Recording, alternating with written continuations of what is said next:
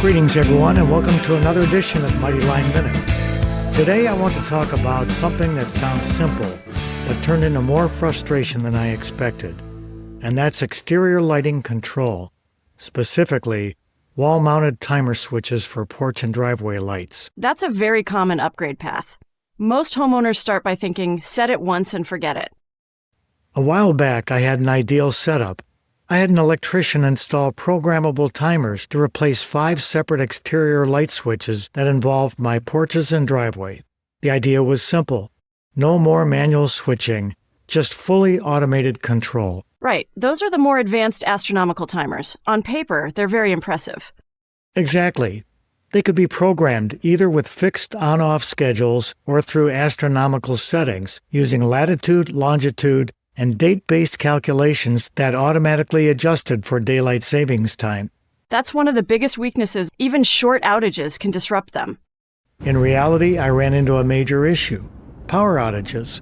Every time lighting flickered or power went out, the timers would lose synchronization.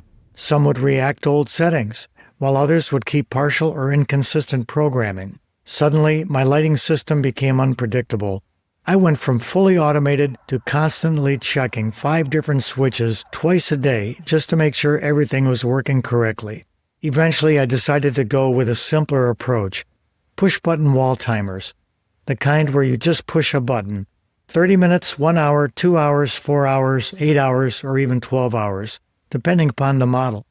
Sometimes simplicity really does win over features.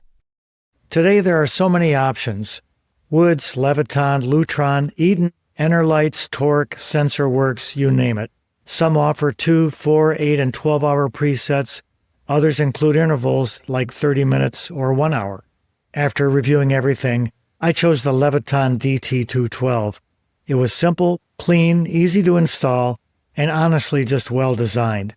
The button layout made sense, and the appearance matched the rest of my home, and its limited depth fit perfectly into the wall switch box.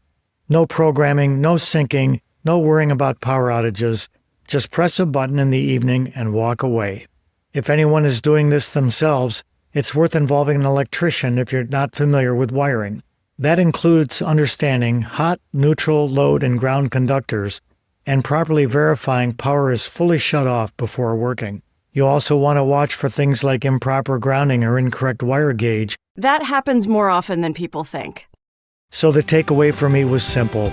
Sometimes the smartest solution isn't the most complicated one. It's the one that actually works reliably day after day. Thanks for listening, and we'll see you again soon on the next episode of Mighty Line Minute.